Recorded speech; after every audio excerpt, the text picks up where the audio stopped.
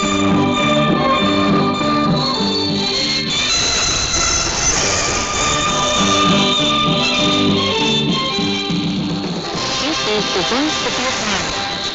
the Voice of Vietnam, broadcasting from Hanoi, capital of the Socialist Republic of Vietnam.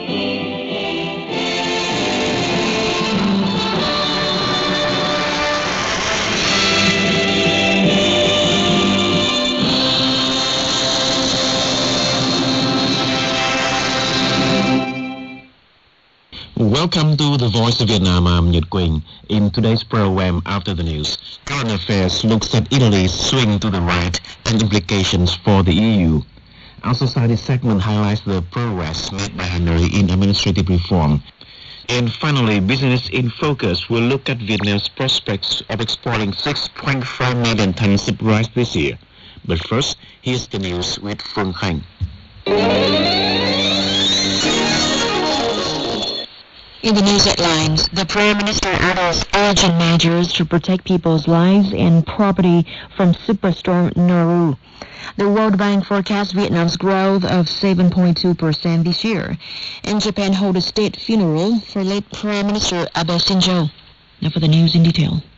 Prime Minister Phạm Minh Chính ordered localities and agencies on Tuesday to do all they can to protect people's lives and property as Superstorm Noru is set to make landfall in central Vietnam late in the evening.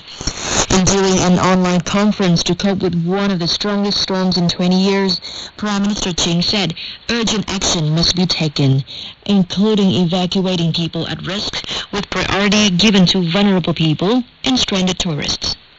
Tập trung rà soát, kiên quyết sơ tán triệt để tất cả các hộ dân sinh sống ở vùng nguy hiểm. People in storm and flood-prone areas must be evacuated before the storm makes landfall.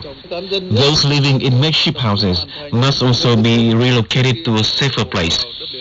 The National Weather Center said that Noru will trigger torrential rains, leading to widespread floods from Quảng Bình to Bình Định provinces. Main airports in the central region have been temporarily closed. Vietnam's economy is expected to grow by 7.2% in 2022 on the back of a strong rebound in domestic demand and continued solid performance by export-oriented manufacturing, according to the World Bank's Asia and Pacific Economic Update, October 2022. The economy rebounded strongly from COVID-19 related lockdowns in third quarter of 2021, expanding by 6.4% in the first half of 2022, the report said. The World Bank attributed the rebound to the recovery of exports and the release of pent-up demand following the removal of COVID-19 related mobility restrictions and, more recently, the gradual return of foreign tourists. In the medium to long term, achieving Vietnam's goal to become an upper middle-income economy will depend on transitioning to a productivity and innovation-led growth model based on a more efficient use of productive human and natural capital, the bank said. The World Bank forecast that growth in region is projected to decelerate from 7.2% in 2021 to 3.2% this year. The London-based Financial Times on Monday described Vietnam as one of the 7 economic wonders of the worried world. The 7 that stand out in the world tipping toward recession and higher inflation are Vietnam, Indonesia, India, Greece, Portugal, Saudi Arabia, and Japan, the paper said in an article, adding that they share some combination of relatively strong growth, moderate inflation, and some stock market returns compared with other countries. It said the least surprising name on the list is Vietnam. And by investing heavily in the infrastructure required of the manufacturing export power and opening its door, Vietnam is growing at nearly 7%, the fastest pace in the world, the Financial Times reported. A special dialogue on investment opportunities in Bình Dương province was held on Monday as part of the 2022 Horace's India meeting, the foremost annual meeting of Indian business leaders and their global counterparts. Bình Dương administration highlighted the province's advantages, preferential policies, and investment environment and called on domestic and foreign enterprises to invest in high-tech, the auxiliary industry, IT, renewable energy, service, trade, infrastructure, and human resources. Beijing is building a science and technology industrial park and World Trade Center and continuing the Beijing Innovation Zone project. Ma Hyung-soo, deputy chairman of the Provincial People's Committee, said India is a large, populous country strong in IT, pharmaceuticals, and artificial intelligence. Beijing wants to connect more closely with Indian businesses and other foreign investors, he said. Vừa qua, chúng ta đã kết nối được với lại Block 71 của Đại học Quốc gia Singapore. Beijing has connected with Block 71 of the National University of Singapore, through which the province hopes to attract more innovative startups from India. These businesses will create new conditions and a new ecosystem for economic growth. Block 71 is a technology ecosystem builder and global incubator connector which catalyzes and aggregates the startup community. The U.S. mission to Vietnam through the U.S. Agency for International Development, USAID, on Monday announced liquid oxygen systems for 10 additional Vietnamese hospitals located in some of the poorest and most remote areas of Vietnam across 6 provinces. In total, USAID is providing 23 hospitals with liquid oxygen systems. The agency is also providing related staff training, equipment, and supplies to administer the oxygen, such as high-flow nasal tubing and patient monitors, which allow hospital staff to efficiently track patients' vital signs and quickly respond to changes in the patient condition. USAID's installation of 23 liquid oxygen systems and related support, valued at $7.5 million, will help Vietnam's hospitals provide thousands of additional patients with a reliable supply of medical oxygen.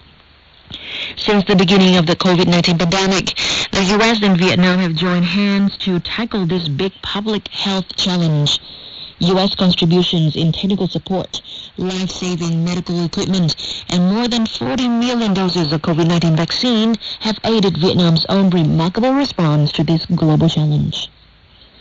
Vietnam Green Building Week 2022, an annual event of the construction sector, will take place in Ho Chi Minh City starting October the 13th. And this year, the focus is on measures to realize the commitments Vietnam made at the 26th UN Climate Change Conference, or COP26. The event will be an open forum for dialogue and multidimensional cooperation involving 1,200 policymakers, project developers, investors, consulting and design firms, architects and suppliers of building materials, equipment, and technology. The event aims to raise awareness of green and energy-saving development projects.